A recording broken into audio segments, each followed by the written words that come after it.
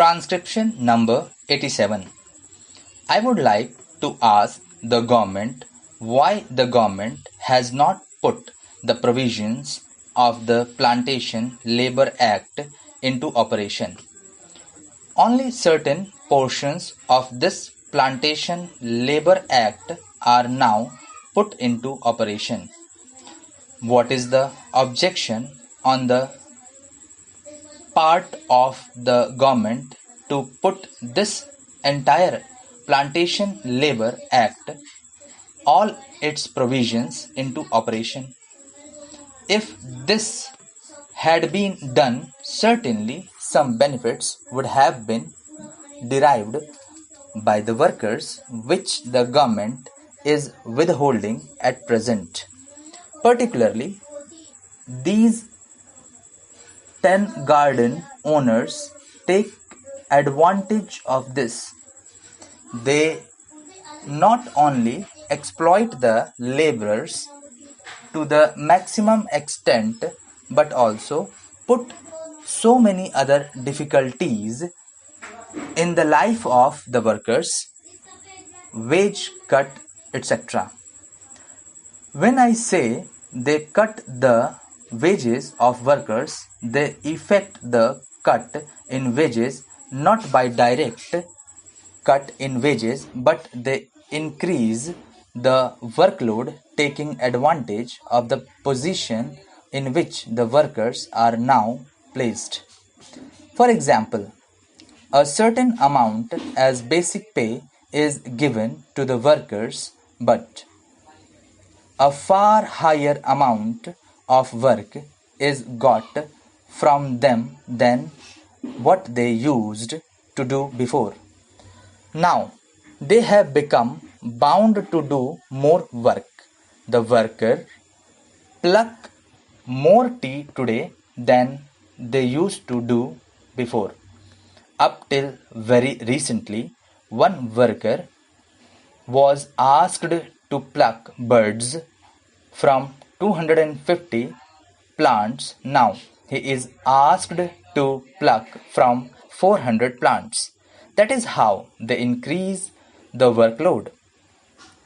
In certain tea gardens, 60 to 70% workload has been increased. This is generally going on. Government do not take any measures to check that increase in workload. Instead of utilizing this fund, the profits can be controlled. The government should ask the plantation owners to give more amenities such as residential facilities, free education to their children, facilities to plant in fallow lands, etc. Fallow lands are available in certain gardens. These workers should be given the facility to cultivate tapioca and other food materials so that they may meet their daily necessities. The government should ask these plantation owners to increase the wages of the workers and also to increase the wages of those workers who are skilled workers. There is the factory labor inside plantations, and there are field workers, and there are so many other categories of labor. The government is not doing anything substantial for the workers. Sir, I find that something like 1.5 lakhs of rupees have been granted to the Kerala government for welfare work among the plantation labor. So far as our experience goes, we never have the opportunity to come across such activities organized on behalf of the government.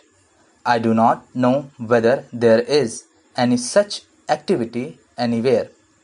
On the contrary, there are certain measures taken under the Preventive Detention Act to flight the workers and to pelt stones at the meetings of the workers, and also to employ police to lathi charge the workers.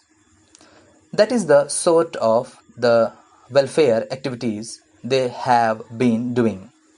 But what we demand is that the government should see that the plantation owners are asked to pay higher wages to the workers and to improve their conditions of living.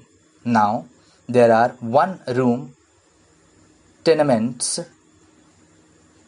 but the workers want three-room tenements, and they have not so far been provided with such facilities.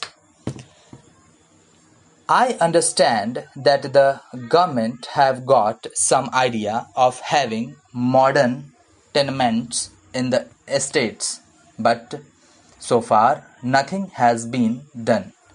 We suggest that a part of these profits should be utilized for giving educational facilities to the children of the estate laborers. Also, the wages of the workers should be increased and all sorts of facilities should be provided to the estate laborers. That is what I have to say. Mr. Deputy Chairman, I welcome this bill and I am very glad that the Honorable Minister has given the assurance that this increased cess will be utilized mainly for the improvement of the living conditions of the workers in these plantations. But I beg to submit, sir, that the price of tea is rising in the English markets, and I suggest that as good businessmen we should realize and our government should realize that if the price goes up beyond a certain limit, the consumption will go down. We should not adopt a narrow policy and allow the price to go up by leaps and bounds. Of course, it does give some profit to the local planters and probably to our government directly or indirectly in the shape of income tax earned from these plantations. But as I said before, this is a short-sighted policy. The result will be that in the long run, if the price of tea goes beyond a certain limit, the consumer will not be able to adjust it within his family budget, and therefore the consumer will reduce his consumption of tea. There are other countries also which are taking up the production of tea, and we are finding every day new competitors in the tea trade. Thank you.